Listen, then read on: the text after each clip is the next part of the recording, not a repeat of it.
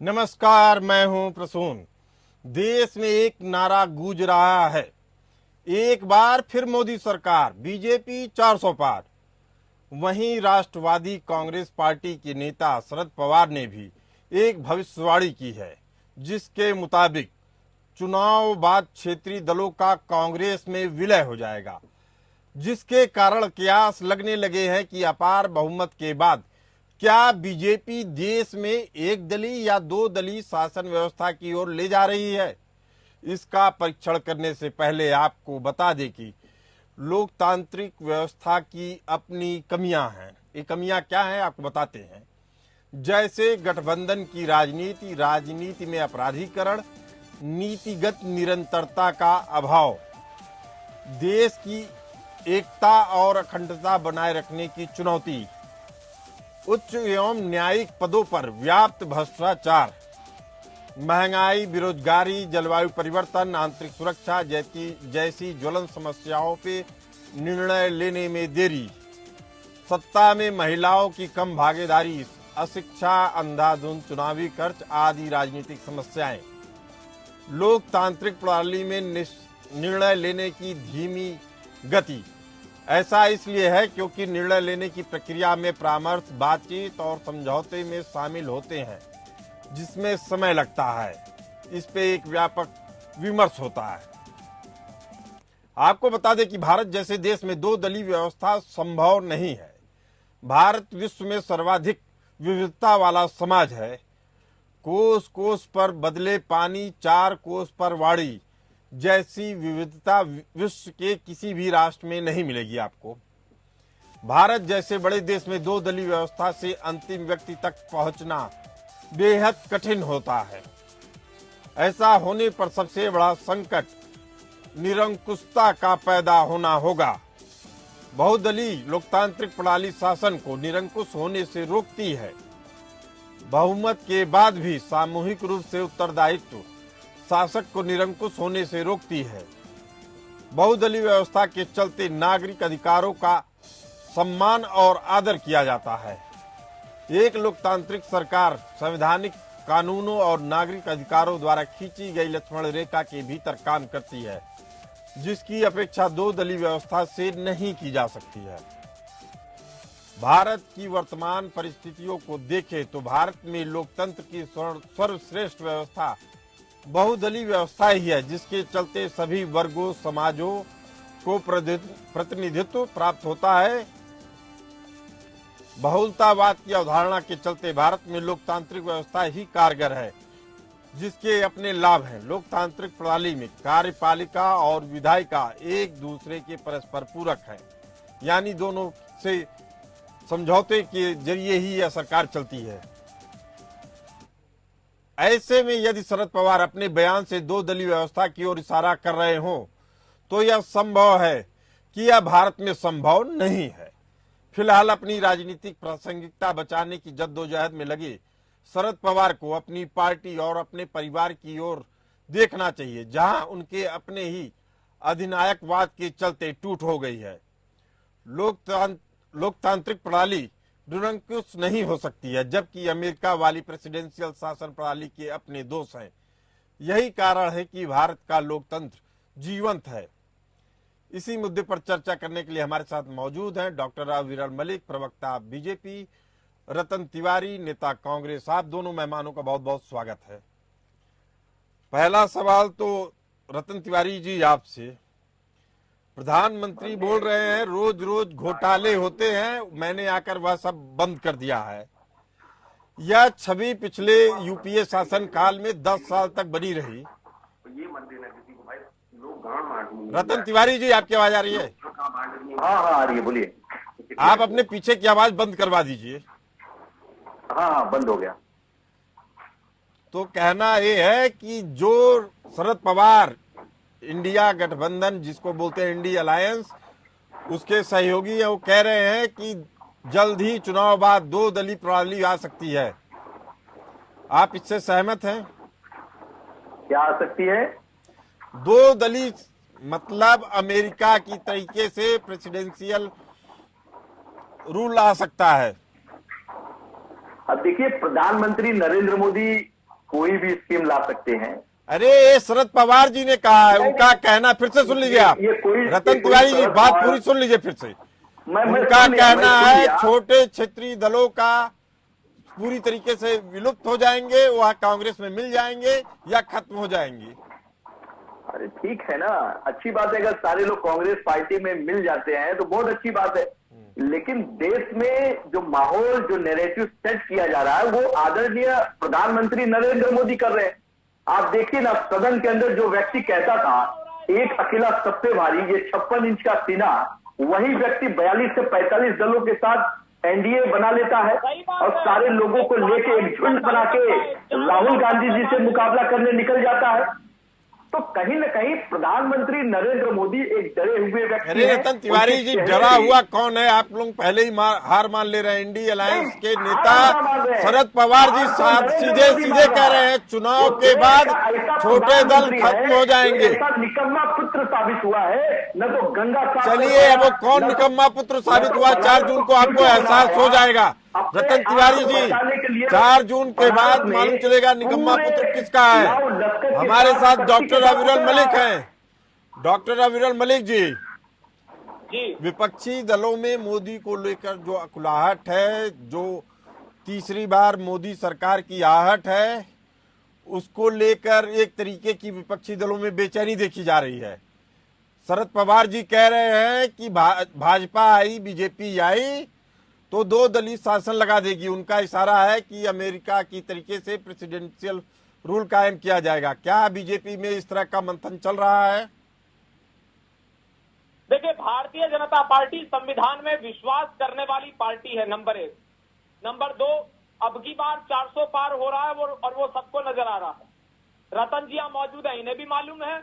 और उत्तर प्रदेश में 80 में 80 सीटें भारतीय जनता पार्टी की, एनडीए की निश्चित रूप से आएंगी, क्योंकि जनता ने मन बनाया है, जनता ने फैसला दिया है। हर जगह कमल खिल रहा है। इस बात को इन्हें समझ लेना चाहिए, क्योंकि हमारी उपलब्धियां हैं, हमारे किए गए विकास कार्य हैं। अविरल जी, मैं आपसे पूछना चाहता हूं, पूर्वांचल में कौन कौन सी सीट आप जीत रहे हैं, नाम के साथ बता सकते हैं क्या? 80 में 80 आ रही है, नंबर 1। नंबर 2, पूर्वांचल की बात कर रहे हैं। पूर्वांचल में 10 सीटों का नाम बता दीजिए। आप उत्तर प्रदेश से आते हैं और मैं महाराष्ट्र से आता हूँ। रतन तिवारी जी, मुद्दे पे रहिए। बात हो रही है एक दलीय शासन ने, आपकी चिंता है रतन तिवारी जी। रतन तिवारी जी, मेरी बात सुनिए आप। कांग्रेस की चिंता है, देश की चिंता है। क्या बीजेपी एक दलीय शासन लाने जा रही है? रतन तिवारी जी, आपसे निवेदन है कि आप मेरी बात सुनिए। डॉक्टर अविरल मलिक चल रही है, न तो गाजीपुर जीत रहे हैं और अरे भाई रतन तिवारी जी, आप सब जीत ले रहे हैं, 4 जून को मालूम चलेगा। अभी मुद्दा ये है, क्या बीजेपी के मन में या पार्टी के अंदर मंथन चल रहा है कि एक दलीय शासन लाया जाएगा या नहीं? डॉक्टर अविरल मलिक, डॉक्टर अविरल मलिक, आप मेरी बात सुनिए, आप उसका जवाब दीजिए जो मैं पूछ रहा हूं आपसे। क्या भाजपा में ऐसा कोई मंथन चल रहा है कि एक दलीय शासन होगा? देखिए, हम संविधान में विश्वास रखते हैं और लोकतंत्र को मजबूत करने का कार्य भारतीय जनता पार्टी के द्वारा किया जा रहा है। ये लोकतंत्र के हत्यारे हैं कांग्रेस के लोग, ये कांग्रेस के लोग संविधान के हत्यारे हैं, कानून के हत्यारे हैं। संविधान की हत्या तो आप लोग कर रहे हैं। 1975 को याद करिए, इमरजेंसी को याद करिए, जुडिशरी को अपने हाथ में लिया गया था, बिजली काट दी गई थी, विपक्षी नेताओं को जेल में ठूस दिया गया। डॉक्टर अविरल मलिक, मैं फिर पूछ रहा हूं आपसे, कई बार अंदर खाने से खबरें आती रही हैं कि अमेरिका की तरीके से अमेरिकन राष्ट्रपति प्रणाली यहां लागू की जा सकती है। बीजेपी में लेकर इसको मंथन चल रहा है या नहीं? हाँ या ना जवाब दे दीजिए। मेरी आवाज आ रही है? आपकी आवाज आ रही है डॉक्टर अविरल मलिक? मेरी आवाज आ रही है कि नहीं आ रही है आपको? जी, अभी आ रही है, बिल्कुल। तमाम सवाल उठ रहे हैं कि क्या बीजेपी में इस बात को लेकर मंथन चल रहा है कि अमेरिका की तरह वहां भी राष्ट्रपति शासन प्रणाली लागू कर दी जाए भारत में? देखिए, जनता ने ही तय कर लिया है। अब केवल एक ही पार्टी रहेगी, जनता ने तय किया है, और वो पार्टी भारतीय जनता पार्टी रहेगी। इन्हें कोई नहीं पूछेगा कि लोकतंत्र से प्रहार करने का पहली आवाज है आपकी। इस लोकतंत्र में एक ही पार्टी आप रखना चाहते हैं। जनता कह रही है, लोकतंत्र में एक ही पार्टी आप रखना चाहते हैं, मालूम है विपक्ष को खत्म करना चाहते हैं। आपने चैनल पे, आपने इतने प्रतिष्ठित चैनल पे स्वीकार कर लिया कि हम एक ही पार्टी रखना चाहते हैं, वो भाजपा है। रतन तिवारी जी, अब अगला सवाल आपके पास आता है कि अगर आप 100 के आंकड़े के नीचे रहते हैं तो आप किस हैसियत से इस तरह की व्यवस्था को नकार पाएंगे, क्योंकि जनता तो आपको शुरू से नकार रही है। देखिए, ये तय आप कैसे कर सकते हैं कि जनता हमको शुरू से नकार रही है? पिछले दो चुनाव के नतीजे ही ये बात इंगित कर रहे हैं। रतन तिवारी जी, मेरी बात आपको बुरी लगती है, लेकिन जो आंकड़े हैं आपके सामने हैं। अपनी बात रख सकते हैं, लेकिन जनता कहाँ हमें नकार रही है, बताइए ना। कर्नाटक हमें भरपूर दे दिया, हिमाचल दे दिया, तेलंगाना दे पिछले दिया। 2019 के चुनाव में कितनी सीटें थी आपके पास लोकसभा की? 10 लाख से ज्यादा। रतन तिवारी जी, 2019 में लोकसभा की कितनी सीटें थी आपके पास? मेरा कहने का मतलब है 2019 और 2014 की बात करेंगे तो मैं 2009 की बात करूंगा, 2004 की बात करूंगा। 2004 में भारतीय जनता पार्टी की हैसियत क्या थी उत्तर प्रदेश में और देश में? 2009 में इनकी हैसियत क्या थी उत्तर प्रदेश और देश में? तो आप पुरानी बात को छोड़िए। पुरानी बात को नहीं लेके जा रहा हूं मैं आपसे। आपने जो आंकड़ा पूछा उसका जवाब दिया मैंने। मैं फिर आपसे पूछ रहा हूं रतन तिवारी जी, मुद्दे पे रहेंगे तो अच्छी डिबेट होगी। मैं मुद्दे पे तो हूँ, आप ही तो मुद्दा भटका देते हैं। नहीं, भटकाते नहीं है, हम फिर पूछ रहे हैं। आप ही तो कह रहे हैं कि कांग्रेस पार्टी की हैसियत। अरे भाई, मैं ये कह रहा हूं कि इस चुनाव में अगर 100 सीटों से भी नीचे आ रही है, जैसे पिछले 2 चुनाव में हुए हैं, तो आपको लगता है कि आप विपक्ष की आवाज बन पाएंगे? आप भी उसी तरीके की क्षेत्रीय दलों की तरीके से व्यवहार करते नजर आएंगे? कैसी बातें कर रहे हैं? हम विपक्ष नहीं, हम सरकार बनाने जा रहे हैं। इंडिया अलायंस सरकार बनाने जा रही है। हमारे प्रधानमंत्री आदरणीय राहुल गांधी जी बनने जा रहे हैं। आप विपक्ष की बात इस पे सहमति बन गई है क्या रतन तिवारी जी? राहुल गांधी के ऊपर सहमति बन गई है क्या रतन तिवारी जी? कांग्रेस पार्टी में सहमति बन चुकी है। हमारा कांग्रेस पार्टी का नेतृत्व राहुल गांधी जी को अपना नेता समझता है, उन्हें प्रधानमंत्री बनाना चाहता है। और इंडिया अलायंस की सरकार बनने के बाद सब मिल के बैठ के चर्चा कर लेंगे और प्रधानमंत्री तय कर लेंगे। चलिए, बहुत अच्छी बात है। इस चरण में आके आपने कम से कम माना तो कि प्रधानमंत्री कैंडिडेट राहुल गांधी जी हैं। पहले तो ये बात भी हो रही थी कि इंडिया गठबंधन के अलायंस चुनाव के बाद मिल बैठ के फैसला करेंगे। यह बात इसलिए भी सार्थक लगती है क्योंकि आपके जो नेता हैं खड़गे साहब, कांग्रेस पार्टी के अध्यक्ष, उन्होंने 1 तारीख को मीटिंग बुलाई है सभी इंडिया अलायंस वाले लोगों की। तो उसके क्या मायने होंगे? राहुल जी को घोषित करेंगे आप क्या प्रधानमंत्री के तौर पे? नहीं, घोषित बिल्कुल नहीं करेंगे। लेकिन आपको मैं बता दूं, कांग्रेस पार्टी का एक छोटा कार्यकर्ता खुद राष्ट्रीय अध्यक्ष चाहते हैं कि राहुल गांधी जी देश के प्रधानमंत्री बने। लेकिन हम इंडिया अलायंस मिलकर हम चुनाव लड़ रहे हैं। सरकार बनने के बाद सारे घटक दल मिलकर बैठ के चर्चा करेंगे और सहमति बनेगी। और वह सहमति बनेगी जो जनता की सहमति होगी, देश की सहमति होगी, इंडिया अलायंस की सहमति होगी। और चेहरा हमारा चेहरा ऐसा होगा जो देश के लिए काम करेगा, किसानों के लिए काम करेगा। आपकी इस बार राहुल गांधी की दोनों जगह से जमानत जब्त हो रही है। अरे बाप रे, अरे भैया, प्रधानमंत्री को बचाइए। 12 मुख्यमंत्रियों को लेके पहुंचे हैं आप लोग, पूरा महाशक्ति लेके पहुंचे हुए हैं। पहले प्रधानमंत्री नरेंद्र मोदी को बचाइए कि बनारस कैसे जिताए उन्हें। अगर इतना ही काम किया था प्रधानमंत्री नरेंद्र मोदी ने तो काहे के लिए इतना प्रचार कर रहे हैं? काहे के लिए वहां पे पूरे 12 मुख्यमंत्रियों को लगा दिया गया है? पूरा केंद्रीय मंत्रिमंडल वहां पे काम। आप दोनों मेहमानों से अपेक्षा करता हूं कि आप लोग मेरी बात सुनेंगे, आपस में नहीं उलझेंगे। इसको जानते मीडिया लाइन में क्या कहते हैं, मुर्गा लड़ाना। आप लोगों से निवेदन है कि आप लोग मेरी बात का जवाब दें, आपस में मत बात करें। मैं ये फिर पूछ रहा हूं, 2 दलीय व्यवस्था जैसे बीजेपी प्रवक्ता कह रहे हैं कि ये लागू हो जाए तो कोई बहुत बड़ी बात नहीं होगी, डॉक्टर अविरल मलिक कह रहे हैं। तो 2 दलीय व्यवस्था से सबसे बड़ी दिक्कत आती है, जैसा हमने अपनी रिपोर्ट में दिखाया, कि आपको अंतिम व्यक्ति तक पहुंचने में बेहद कठिनाई होगी। आप इसको कैसे पार करेंगे? आपको उदाहरण देते हैं, उड़ीसा में आप तमाम कोशिशों के बावजूद वहाँ घटक दल बीजू जनता दल के जरिए आप जुड़ रहे हैं। जनता एक दलीय व्यवस्था बना देगी। जनता एक दलीय व्यवस्था बना रही है, जनता को मालूम है। जनता 400 पार करा रही है। अगर 400 पार करा रही है रतन तिवारी जी, तब तो आप मान सकते हैं ना कि जनता ने मोहर लगा दी एक दलीप शासन प्रणाली को। अरे भैया, मैं तो वही कह रहा हूँ बार बार कि कहाँ से 400 लेके आएंगे, आप बता दीजिए ना। आप इतने वरिष्ठ पत्रकार हैं। मैं तो आपके बीजेपी प्रवक्ता की बात आपसे पूछ रहा हूँ। अरे भैया, मैं तो आपसे कह रहा हूँ कि 400 की सीट कहाँ से लाएंगे? उत्तर प्रदेश आपने सब ले लिया था, राजस्थान सब ले लिया, मध्य प्रदेश, गुजरात, झारखंड, छत्तीसगढ़, महाराष्ट्र, आपने तमिलनाडु ले लिया था, आपने कर्नाटक ले लिया था, हिमाचल ले लिया, दिल्ली ले लिया, उत्तराखंड ले लिया, तो भी आप 400 नहीं पहुंच पाए। अब पाकिस्तान से सीट लाने का विचार है क्या? पाकिस्तान से बची हुई सीट लाके 400 का आंकड़ा पार करने का विचार है क्या आपका? प्रधानमंत्री, आपने चूंकि पाकिस्तान की बात छेड़ी है रतन तिवारी जी, तो प्रधानमंत्री का बयान आया है कि जो लोग पाकिस्तान से मदद पा रहे हैं या जिनके लिए पाकिस्तान से कैंपेन चलाई जा रही है, उनकी भी जांच होनी चाहिए।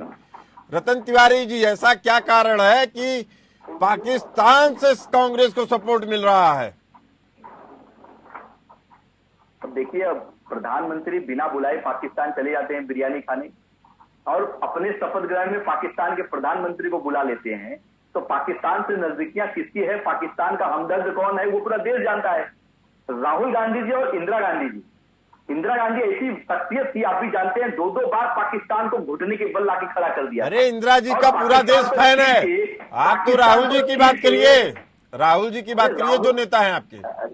राहुल गांधी जी तो ऐसे व्यक्ति हैं जो एक अकेले राहुल गांधी जी ने भारतीय जनता पार्टी के पूरे नेताओं और खुद प्रधानमंत्री के नाक में दम कर दिया है।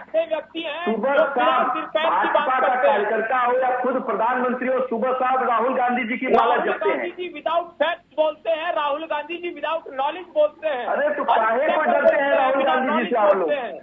राहुल गांधी जी से काहे को डरते हैं आप लोग? क्यों नाम लेते हैं उनका? डर है तभी तो नाम लेते हैं ना। ये आलू से सोना बनाते हैं राहुल गांधी जी। नहीं, डॉक्टर अविरल मलिक जी, उनको उन बातों को रखिए जो तथ्यों से मैच करें।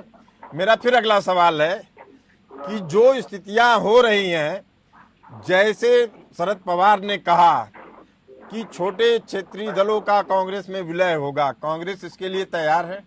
रतन तिवारी जी, बिल्कुल तैयार है। कांग्रेस पार्टी ये चाहती है कि जितने भी छोटे दल हैं उनका विलय कांग्रेस पार्टी में हो जाए, जिससे कांग्रेस पार्टी और मजबूत होगी और क्षेत्रीय जो दल हैं उनको भी मान सम्मान मिलेगा। अभी आपने देखा कहीं ऐसा तो नहीं है कि शरद पवार जी आप लोगों को, शरद पवार जी की गठबंधन कैसे होगा?